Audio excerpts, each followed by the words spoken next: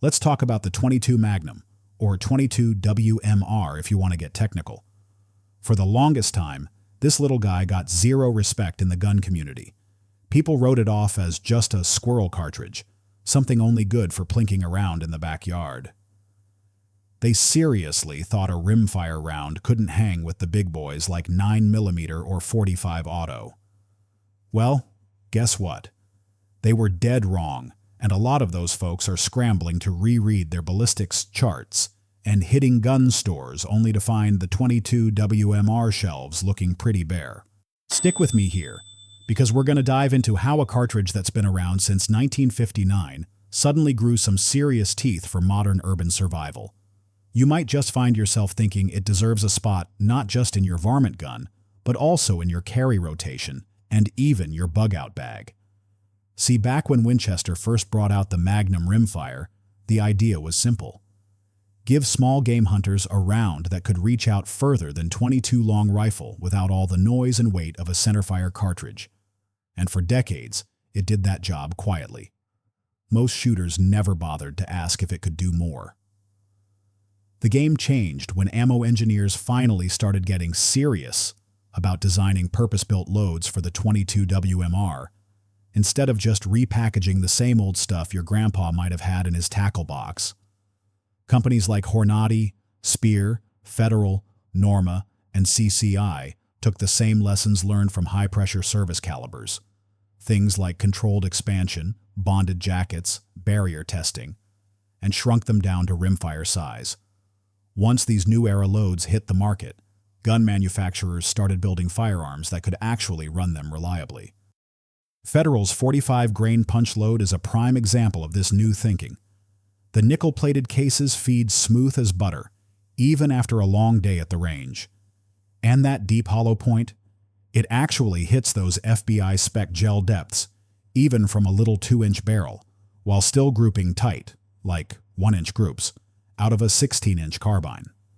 A box of 50 might list for around $27, but honestly, it shoots way better than those bargain bulk packs that end up costing you almost as much anyway when you factor in all the duds and keyholes. Hornady's 45-grain critical defense is another solid choice. You're looking at around $18 to $27 for a box of 50. It also cranks out that 1,000 feet per second velocity from a snubby, but it's got that little red flex tip that helps guarantee expansion through stuff like denim without getting clogged up. Speer jumped in too with their 40-grain gold dot, specifically tuned for shorter barrels. It's rated at 1,050 feet per second and goes for about $16 to $27 for a box of 50. We've got 3 different companies here, 3 independently validated GEAL tests, and every one of them proves that 22 mag will punch 12 to 15 inches deep and double in diameter. Yeah, the initial hole might look small, but things get nasty real fast downrange. Now, the reliability question always pops up with rimfire, right? The priming compound lives in the rim of the case instead of a separate cup, and back in the day, uneven distribution meant you were playing click-bang roulette. Modern automated priming has seriously closed that gap. But look, I'm going to keep it real with you. In a semi-auto pistol, you're depending on things like magazine feed geometry and extractor tension. You throw in a thin case rim and some fouling, and yeah, you might get a stoppage you won't see with centerfire. That's why I personally like pairing rimfire with firearms that can forgive a single round failure. Take the Smith & Wesson Model 351C, for example. You get 7 shots in a J-frame that weighs just 11 ounces empty. If a round doesn't go off, a second trigger pull just skips right to the next one. The aluminum frame keeps the recoil practically non-existent, which is great even for shooters with a bit of arthritis. It runs about $750 on the street, which is kinda steep for a pocket pistol, but it's lighter than any centerfire option with that kind of capacity. If size isn't your main concern and you want a proper sight radius, I lean towards the stainless Smith & Wesson 648.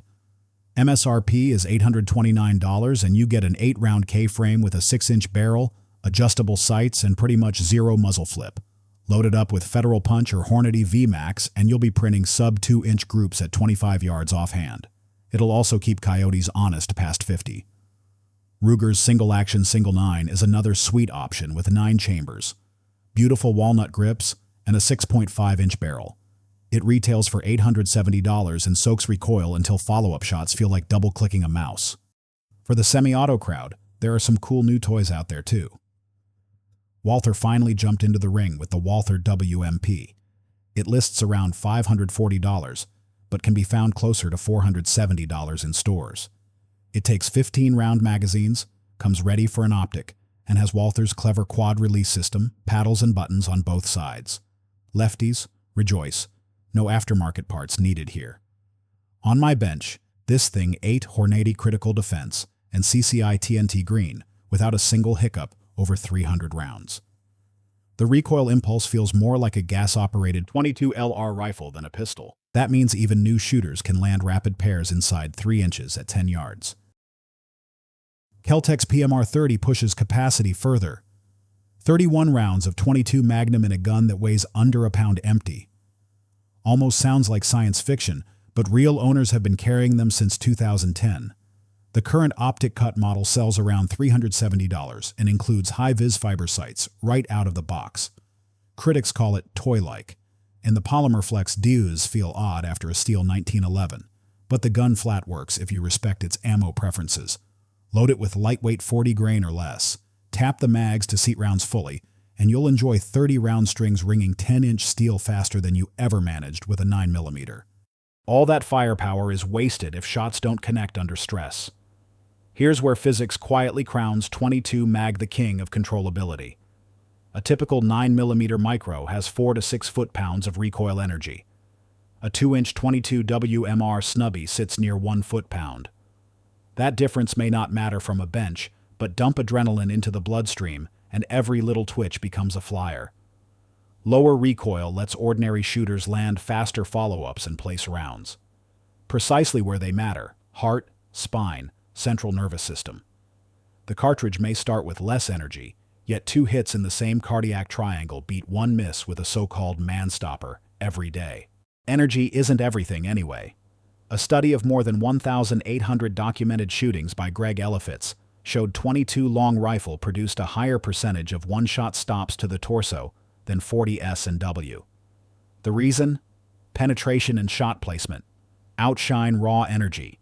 22 Mag keeps energy above 100 foot-pounds from 2-inch barrels and well above 300 from 16-inch rifles, while meeting that FBI 12-inch depth standard. That means you get both reach and blood loss potential plus easier handling. Penetration worries go the other way too. Urban defense means walls, neighbors, thin drywall between bedrooms. A bonded 9mm might exit an attacker and still have juice to cross 2 rooms. Federal punch in 22 WMR generally stops inside the attacker's body or the wall behind him, while still giving adequate depth.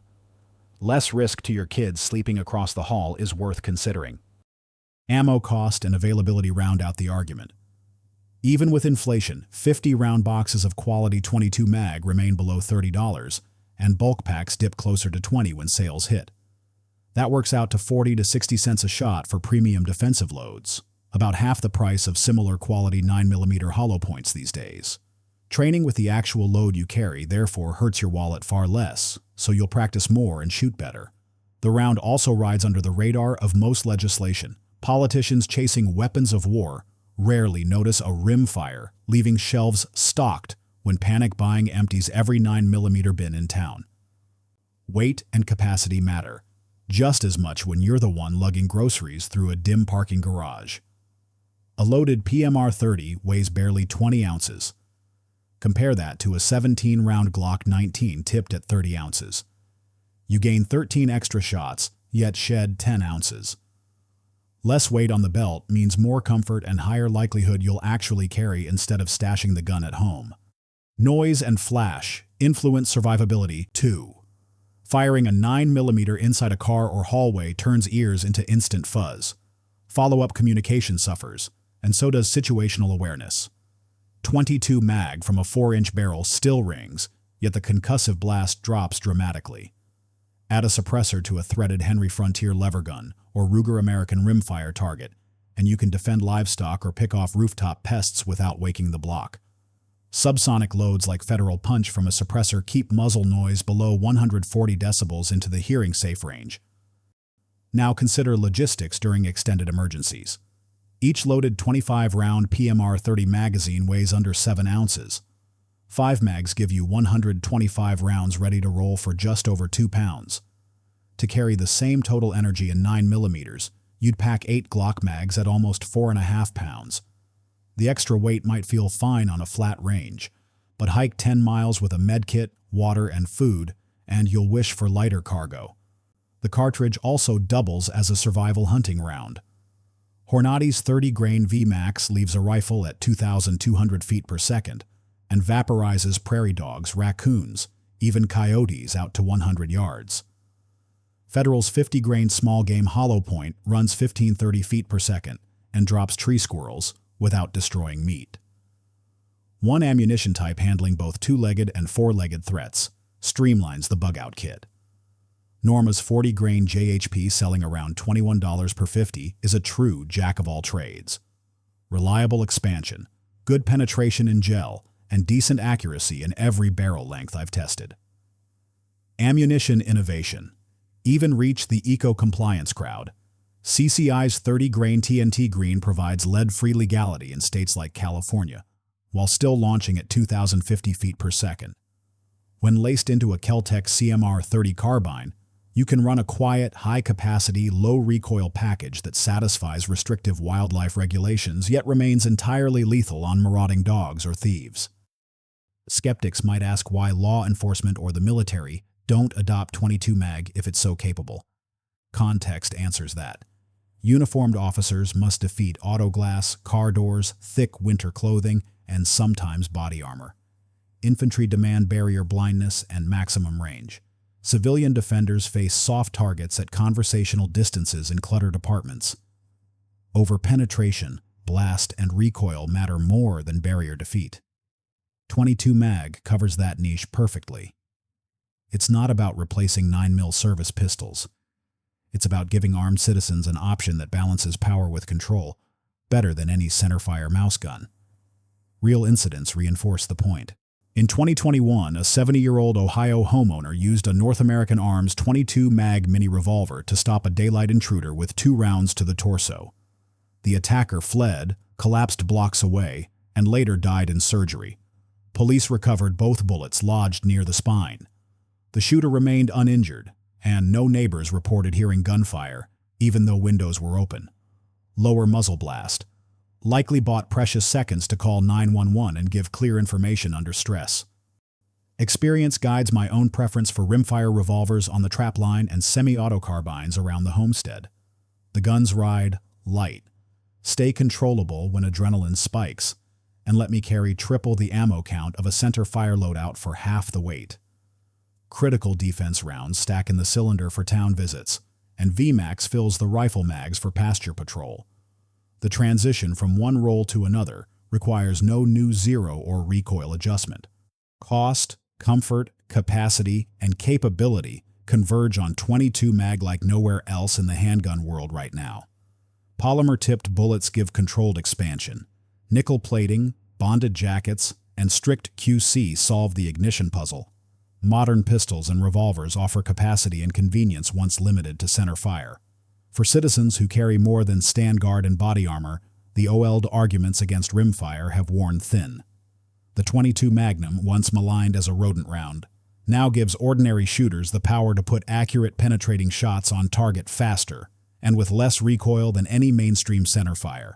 Its ammunition stays affordable, its blast stays bearable, and its gear keeps expanding. Those are qualities worth betting your life on when the alley turns dark or the grid goes down. Have you already made room for a 22 mag in your kit? Maybe you run a PMR-30 in the truck, a 351C in the pocket, or a stainless 648 on the nightstand. Let me know what model has earned your trust or what's holding you back in the comments below. Tap the like button if this rundown challenged some long-held beliefs. Share it with a buddy who claims rimfire can't stop a threat. And smash subscribe so you catch the next myth we bury 6 feet under.